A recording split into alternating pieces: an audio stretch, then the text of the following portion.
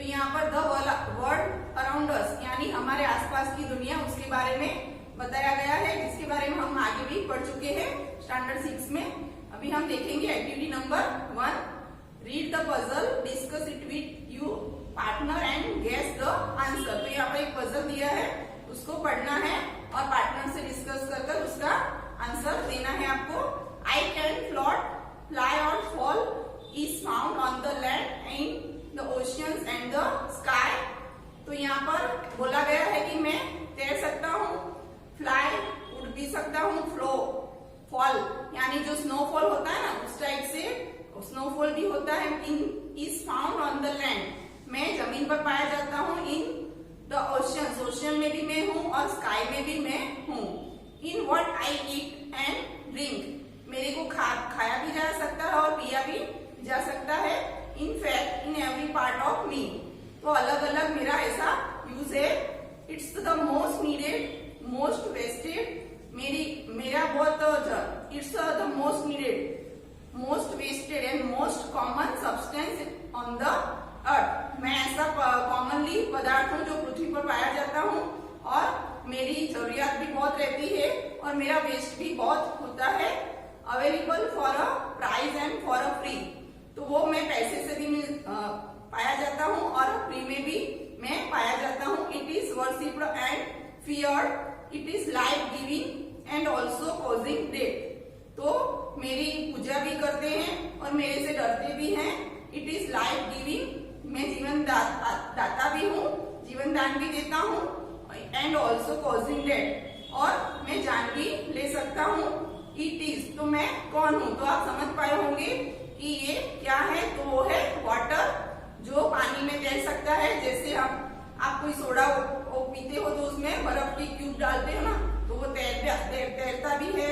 Fly और fall, तो वो भाप बनकर उड़ता भी है और स्नोफॉल के रूप में भी गिरता है और वो जमीन पर पाया जाता है, ओशियंस में भी होता है और स्काई में भी वो रहता है। जिसको हम बर्फ के रूप में गोला खाते हो ना, आप तो खा भी सकते हो और उसको पानी की तरह पी भी सकते हो और उसकी बहुत जरूरियात भी हमारे जीवन में है और हम उसका वेस्ट भी ज्यादा करते हैं। और वो कॉमन सब्सटेंस है जो पृथ्वी पर पाया जाता है और कई बार वो नदी में पूर आने से हमारी जान भी ले सकता है और उसके वो हमें जीवन दान भी देता है और हम उसकी नदी और उस रिवर की हम पूजा भी करते हैं। तो ये वाटर है। अभी हम देखेंगे एक्टिविटी नंबर 2। तो एक्टिविटी नंबर 2 में in class 6 you did some activities related to water on earth. तो आप स्टैंडर्ड 6 में ऐसी एक्टिविटी जो वाटर से रिलेटेड है वो आप पढ़ चुके हो। Let's read some more about water. तो हम वाटर के बारे में अभी कुछ ज्यादा पढ़ेंगे। Save water, save life, save the world. तो पानी को बचाओ, जीवन को बचाओ और पूरी दुनिया को बचाओ, ऐसा स्लोगन दिया है यहाँ पर। वाटर फॉर ह्यूमन, तो पानी जो ह्यूमंस के लिए कितना इम्पोर्टेंट है। Water is the basic component of each cell and essential for our existence. तो पानी एक बेसिक कंपोनेंट है, ऐसा पार्ट है जो मिलकर हमारे शरीर कोश से बना हुआ है, सेल से बना हुआ है, तो उसमें वो आवश्यक है फॉर आवर, हमारे अस्तित्व के लिए ये वाटर बहुत जरूरी है। It keeps our body temperature at 36.8 Celsius, forms part of blood, helps carry oxygen and nutrients to our cells and removes waste material from our body. तो ये हमारी बॉडी का temperature keeps our body temperature 36.8 Celsius। फिर हमारे blood में भी वो होता है और जो ऑक्सीजन होता है, helps carry oxygen and nutrients to our cell. हमारे जो शरीर के जो कोश होते हैं, सेल होते हैं, उसको पोषक तत्वों में भी पानी होता है। एंड रिमूव वेस्ट मटेरियल, और जो हमारी बॉडी का जो वेस्ट मटेरियल होता है उसको निकालने में भी वो पानी का यूज होता है। Water keeps us clean and healthy, तो पानी हमें क्लीन रखता है और हेल्दी रखता है। We use water to cook food, wash utensil, clean different things, water the plants and flush the toilet. तो पानी का हम दूसरा भी काफी यूज है हमारे जीवन में। तो पानी से खाना भी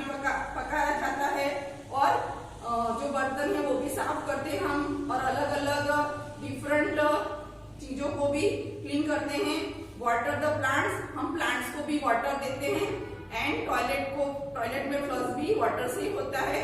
वी तो इसी तरह वाटर है वो बहुत उपयोगी है। We also use it for recreation like swimming, sailing and fishing. तो स्विमिंग में, सेलिंग में और फिशिंग, मछली पकड़ने में सब में वाटर होता है। Water is a very essential. तो वाटर, पानी है वो बहुत आवश्यक चीज है। A person can survive without food for more than 30 days. तो एक इंसान पानी जो खाने के बिना 30 डेज भी रह सकता है, but less than a week without water. और पानी के बिना एक हफ्ते भी नहीं रह सकता। We use water for many things in our day to day life. तो पानी का यूज हम हमारे रोजिंदी लाइफ में अलग अलग तरीके से करते हैं। अभी हम आगे देखेंगे वाटर फॉर एग्रीकल्चर। तो पानी खेती में भी बहुत उपयोगी है। We use water as much as in a 10 meters deep, 100 meters wide and 7.1 million kilometers in length, long enough to encircle the globe 180 times to produce food for today's world population every year। तो हर एक साल में इतना पानी use होता है बनाने में, खाना। एग्रीकल्चर में, वाटर फॉर एग्रीकल्चर में हम यूज करते हैं 10 meters deep, 100 meters wide and 7.1 million kilometers in length, long enough to encircle the globe 180 times to produce food for today's world population every year। तो हमारा जो पॉपुलेशन है उसकी, आज की जो पॉपुलेशन जो है उसकी, उसमें हर साल इतना यूज होता है जो फूड है वो। Water habitat for animals and plants. तो पानी जो है वो, पानी के बिना जो एनिमल्स है वो प्लांट भी नहीं रह पाते हैं। तो from a small fresh water pond to the vast Pacific oceans, almost every water body found on earth is an important habitat for plants and animals। तो जो हमारे 7 oceans है उसमें सबसे बड़ा पैसिफिक ओशियंस है। Almost every water body found on earth is an important habitat for plants and animals. तो जो वाटर बॉडीज है वो प्लांट और एनिमल्स के लिए बहुत उपयोगी है। Life began in water and even today half the world's creatures live under the water। तो पानी के बिना जीवन शक्य ही नहीं है। तो जो लिविंग क्रिएचर है हमारे, वो काफी सारे तो पानी के अंदर रहते हैं। ऐसे जीव है जो पानी में रहते हैं। तो पानी के बिना वो जी भी नहीं सकते हैं। तो पानी बहुत जरूरी है एनिमल्स और प्लांट्स के लिए। Water for industry and power production. तो पानी बड़ी बड़ी इंडस्ट्री में और पावर प्रोडक्शन में भी जरूरी है। Almost all industrial units use water इधर इन द प्रोडक्शन और disposal of by products.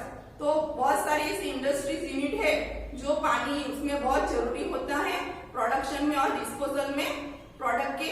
This is one of the main reason why industrial builds have developed along river bank. तो इसीलिए बहुत सारी ऐसी इंडस्ट्रीज है जो रिवर बैंक, नदी के किनारे पर वो होती है, क्योंकि उसमें पानी का बहुत यूज जरूरी है। तो वो रिवर बैंक के नजदीक ऐसे बड़ी बड़ी इंडस्ट्रियां होती है। Water is also important component in water production. तो जो पानी है बहुत जरूरी पार्ट है पावर प्रोडक्शन में। River water is use to produce hydro electricity by building dams and thermal power plants. तो जो नदी है, नदी का पानी हम यूज करते हैं हाइड्रो इलेक्ट्रिसिटी में, बिल्डिंग डैम्स। तो जो रिवर पर बड़े बड़े डैम्स बनाए जाते हैं, और जो हीट पावर प्लांट्स जिससे हम गर्मी, और जो थर्मल यानी हीट पावर प्लांट्स में उपयोगी रहता है। अभी हम देखेंगे एक्टिविटी नंबर 3। तो एक्टिविटी नंबर 3 में आपको मैच करना है the words in A with B. तो यहाँ पर ए ग्रुप में वर्ड्स दिए हैं, उसको बी ग्रुप में आपको मैच करना है। Essential, air, food, habitat, production, dispose, recreation, component, तो उसको बी ग्रुप से आपको मैच करना है। How much water do you see every day. आपको कितना पानी रोज आप यूज करते हो। Add daily activities to the list. तो डेली जो आपको पानी यूज करते हो ऐसी एक्टिविटीज में आपको लिस्ट में नीचे फिलअप करना है। तो daily activities, brushing teeth, bath, shower, washing cloth. तो ब्रश करने में नहाने में, कपड़े धोने में और दूसरे काम में आप कितना पानी यूज करते हो वो आपको यहाँ पर लिखना है। Talk to the people at home and find out how much water is use at your home every day. तो आपको ऐसा यहाँ पर लिखना है कि रोज आप कितना पानी यूज करते हो, एवरी वीक, हर हफ्ते और हर मंथ और every year, to complete the following passage. तो यहाँ पर ये पैसेज आपको फिलअप करना है। पेज नंबर 3 पर दिया हुआ। तो there are blanks members in my family, मेरी फैमिली में कितने मेंबर्स है वो आपको वहां पर आपकी फैमिली का लिखना है। माय फैमिली यूजेस, जो हर रोज कितना पानी आप यूज करते हो, कितने लीटर, वो लिखना है। ऑफ वाटर एवरी डे, दस वन पर्सन यूजेस एवरेज, एक इंसान कितना पानी यूज कर, कितना लीटर पानी उसको चाहिए, तो litre of water every day. And blanks litre in a week, हर रोज कितना पानी यूज करता है और एक वीक में उसका कितना पानी यूज होता है। If I add all families members, यदि हर एक फैमिली मेंबर्स को गिन के हम करेंगे तो water uses of the week, we use blanks litre of water every week. तो उसको काउंट करके आपको यहाँ पर लिखना है कि हर एक फैमिली मेंबर्स कितना यूज करेगा every week. This means we use blanks litres every month and blanks litre of every year. तो उसको काउंट करके आपको लिखना है कि पूरे मंथ में और पूरे साल में कितना पानी फैमिली में यूज होता है। तो ये आपको फिलअप करना है।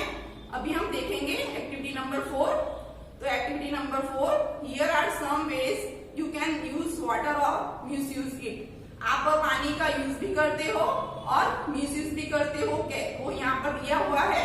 Talk to your friend and put them in appropriate column. तो यहाँ पर नीचे जो सेंटेंस दिए हैं कि आप पानी का यूज करते हो या मिसयूज, तो आपको वो करना है। नीचे देखो डोज और डोंट दिया है, तो यहाँ पर ऊपर सेंटेंस दिए हैं जो आपको डूज और डोंट में लिखना है।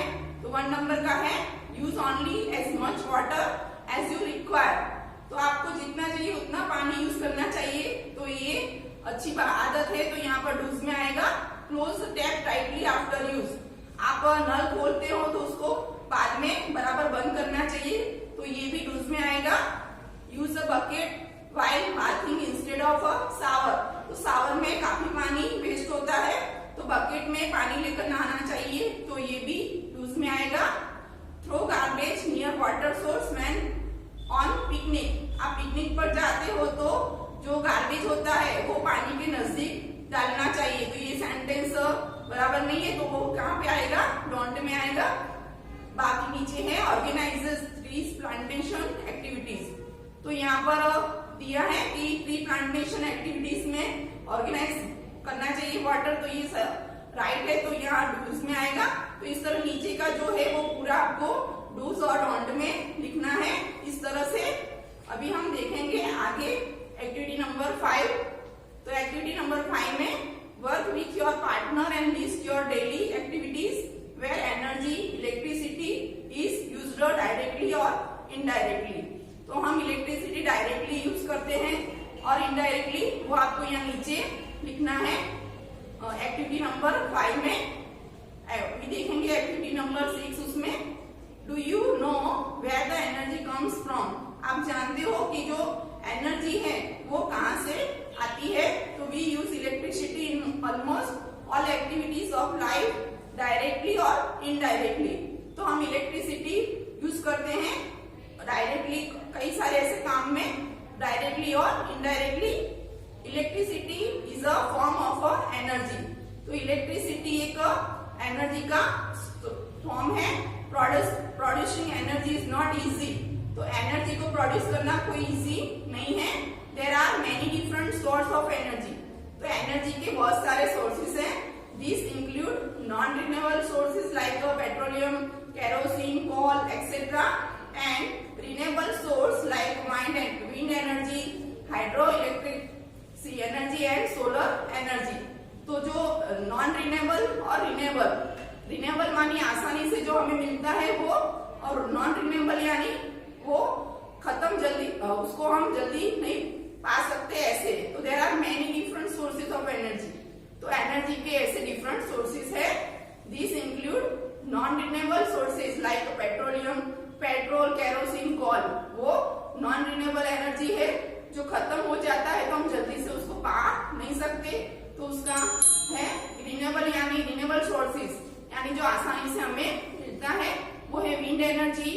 Hydro electric energy and solar energy. तो सोलर एनर्जी हम पा सकते हैं इजीली और विंड एनर्जी भी हम इजीली पा सकते हैं, और पानी से जो हाइड्रो इलेक्ट्रिसिटी एनर्जी होती है वो भी हम इजीली हम आसानी से पा सकते हैं। Non renewable sources will and on one day. तो जो नॉन रिन्यूएबल सोर्सेज है वो एक दिन खत्म हो जाएंगे, उसको हम वापिस नहीं पा सकते। They are use to produce energy in thermal power station. तो थर्मल पावर स्टेशन से ऐसी एनर्जी हम यूज कर सकते हैं। Petrol, diesel and gases like CNG and LPG are used for running vehicles and cooking food. तो petrol, diesel और gas, फिर सीएनजी जो होता है ना कंप्रेस्ड नेचुरल गैस, और एलपीजी लिक्विफाइड पेट्रोलियम गैस जो हम व्हीकल में यूज करते हैं, कुकिंग खाना पकाने में एलपीजी गैस यूज करते हैं। तो ऐसे हम यूज करते हैं। Non renewable sources of energy also pollute the environment. तो जो नॉन रिन्यूएबल एनर्जी है यानी पेट्रोल, डीजल, केरोसिन, तो उससे क्या होता है, इन्वायरमेंट पॉल्यूट होता है। However they are the primary sources of energy today. पर अभी के जो आज के टाइम में ये सोर्सेज बहुत प्राइमरी सोर्सेज है, यानी हम इजीली उसको यूज करके एनर्जी पा सकते हैं। But it's time now that we turn towards renewable sources of energy and energy conservation. तो हमें अभी जो है रिन्यूएबल एनर्जी की तरफ मुड़ना चाहिए और हमें कंजर्वेशन एनर्जी को बचाना चाहिए। तो which are two major disadvantages of non renewable energy. तो जो नॉन रिन्यूएबल एनर्जी है उसके दो आपको यहाँ पर लिखने हैं, टू मेजर डिसएडवांटेजेस। तो ये जल्दी खत्म हो जाती है और वो महंगा भी होता है और पॉल्यूशन भी वो फैलाता है, वो इसका डिसएडवांटेज है। नॉन रिन्यूएबल एनर्जी यानी पेट्रोल, डीजल, वो क्या होता है, उससे इन्वायरमेंट पॉल्यूट होता है और वो जल्दी खत्म भी हो जाता है और वो महंगा भी होता है। अभी हम आगे देखेंगे। The energy sources mentioned are renewable and non renewable. Do you know that re is renewable can be used to form many other words. You can use re as a prefix like on, means, this, pre. इसके आगे आप re लगाकर ऐसे words prefix के कर सकते हो, लिख सकते हो। For example, use, reuse. Read the words given below and tick mark the words where prefix re can be used. तो यहाँ पर नीचे word दिए हैं, देखो साइकिल, तो उसके आगे प्रीफिक्स लगाते हैं तो रिसाइकल होता है। Ripple, receive, regain, refill, repopular, rewrite, reexamine, resell, return, rejoin, regain, rekind. तो ऐसे प्रीफिक्स लगाकर ऐसे वर्ड आप बना सकते हैं। अभी हम देखेंगे एक्टिविटी नंबर 7। तो एक्टिविटी नंबर 7 में read the following step in production of hydro electricity. तो हाइड्रो इलेक्ट्रिसिटी का प्रोडक्शन है, उसके स्टेप यहाँ पर दिए गए हैं। A dam is constructed over a river. तो नदी पर जो डैम कंस्ट्रक्ट होते हैं ना, वो कंस्ट्रक्ट करते हैं। A dam creates a reserve water bodies. तो पानी को इकट्ठा करके रखते हैं वहां पर, डैम से क्या करते हैं, पानी को रखते हैं। It elevates water to create force in the flow. फिर एकदम जोरदार जो पानी का होता है बहाव, वो ऐसा छोड़ा जाता है वहां से। The flow of water turns the turbine. तो उस टर्बाइन घूमती है तब वहां पर the generator attach to the turbine produces electricity. तो जो जनरेटर होता है वो अटैच होता है टर्बाइन से और इलेक्ट्रिसिटी प्रोड्यूस होती है। इस तरह wires transmit electricity to our homes. तो wires transmit electricity to our homes. तो ये इलेक्ट्रिसिटी है वो हम घरों में जो होता है वो यूज करते हैं हम। Find out the process in production of wind energy and in functioning of a solar water heater. तो यहाँ पर दिया है how does a wind turbine work. तो यहाँ नीचे आपको उसके बारे में गूगल से या ऐसा कोई इंफॉर्मेशन लेकर आपको इसके बारे में यहाँ पर लिखना है। अभी हम देखेंगे आगे एक्टिविटी नंबर 8 हम बाद में अगले वीडियो में देखेंगे। तो यहाँ तक आज हम फिनिश करते हैं यूनिट